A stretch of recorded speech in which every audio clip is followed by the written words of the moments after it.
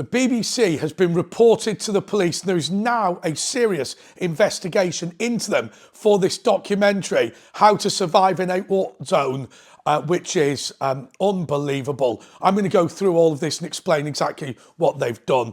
Hello everyone, thank you so much for watching this video. Please do subscribe and support our sponsor today, which is G Live TV Podcast. The link is in the description. They're launching on Saturday. We want to get as many subscribers as possible.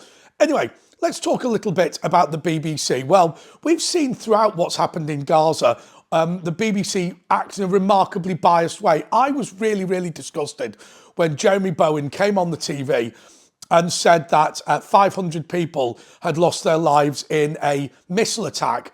And he said that 20 minutes after the whole thing happened. And you think to yourself, he could not possibly have known how many people were injured or anything like that 20 minutes after something has gone off. And I'll tell you the reason why. I've been in various war zones across the country and across the world rather. And, you know, it takes a long time to work out what's gone on. And if something like that goes off, there's no way you're going to know within 20 minutes. And so the BBC are just repeating Hamas propaganda. And I think that's incredibly worrying. Now, you know my view because I've expressed it before.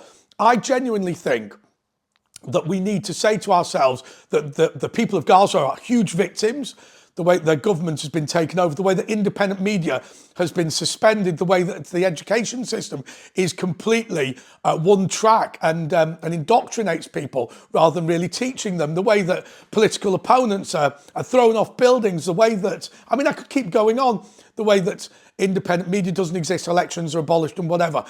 I think that's a really serious problem. And in a sense, I think that's more serious than the 7th of October incursion, though that was a pretty despicable act. And I think moving these Hamas people on is absolutely vital. Well, the BBC don't agree, do they? Absolutely. No, they don't. So their documentary, so let's just go through it a little bit for those of you that didn't watch it, because you can't watch it at all now. Okay, so it followed Abdullah al-Yazori. Apologies if I got the name wrong. He's a 13-year-old narrator. He's the son of Aynam al-Yazori, who is the Hamas Deputy Minister of Agriculture. It followed a couple of others, including a 10-year-old who does TikTok videos about cookery, which is really important. The BBC have admitted to serious flaws in this. But let's tell you what those serious flaws are. They spent £400,000, they admit, giving this guy's mum some money. It's amazing, isn't it? That they're saying, well, his dad is a member of Hamas, but we gave his mum the money. Slightly unusual that if they all live together. But anyway, and they did it via his sister's bank account. So I'm not sure I really believe that. And the BBC have lied plenty of occasions. Talk about Jimmy Savile, talk about Hugh Edwards. They're always lying to protect their own reputation. So £400,000 is spent on this. So first of all, it is a piece of propaganda for Hamas. It's very anti-Israeli, very anti-Jewish, but okay, fine. That doesn't in of itself make it a T offence. And obviously it's the counter-T police who are looking at this. So okay, but it's the money that specifically goes into Hamas from the taxpayer that's the problem. And there are two particular offences, both of which the BBC have been reported on. They're both from the T Act 2000. The first one is Section 19, and the other one is Section 17. I probably should have put them the other way around in my notes, shouldn't I?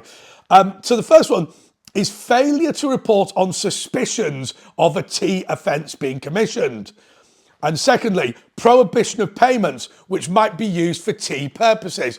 Now, we've seen people before today, I forget the example, I forget the guy's name, but there was a young man, I think in Oxford, who went over to join ISIS, and his mum and dad sent him money because he was out of cash. They were arrested and they were prosecuted under Section 17, and rightly so. I mean, I appreciate that they want to support their son. I felt very sorry for them, but at the same time, sending money to him when he's joined ISIS is something that shouldn't be allowed.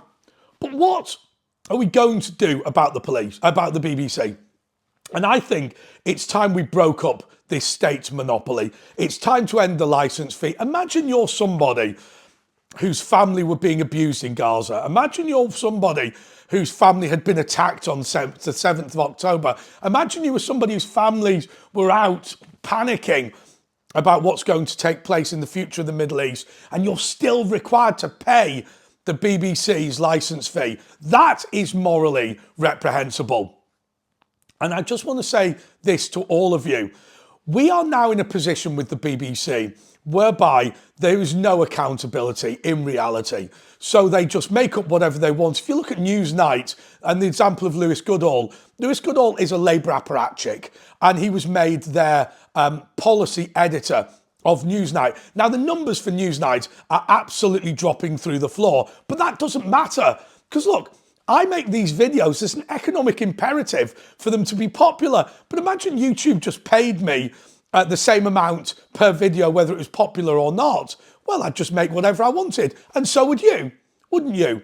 Because you'd think, well, if I can make any video I want, I'd probably do a curry cooking channel instead of this. Actually, that might be quite good fun. But you see my point.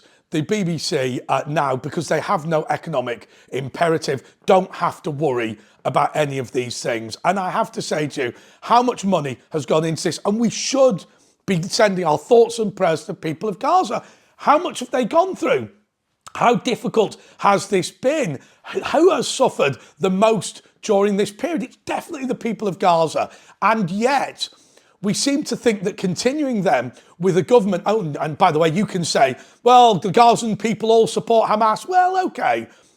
You know, there's a lot of people who dispute whether everybody supported Hitler in the 1930s in Germany. You know, he didn't win popular election. Hamas won the election, but they've thrown their opponents off buildings, right? That's not exactly a ringing endorsement of democracy. Not even Scotland has got that bad. Now I'm joking. I shouldn't compare the SNP, but that is the problem that we've got now. We've got these people who are the victims, and we're not doing anything about it. And to think, what must it feel like to all those young, aspiring student journalists who want to make a difference, who want to tell the truth about what's going on in the Middle East, and it is somebody from Hamas who gets to make the documentary for the BBC. Being a 13-year-old who makes a documentary is a remarkable, remarkable, remarkable thing. And of course, that is something that other journalists would have wanted. I think the BBC are now at a point where we can't really redeem them, and they do need to be shut down. Now, when I say shut down, I mean, I'm happy to sell it off piece by piece, but I think also, you know, there are bits that perhaps the taxpayer could say. So, you know, the global news network, you know, get rid of the documentaries, get rid of some of the drama, but focus on news. That might be a good thing.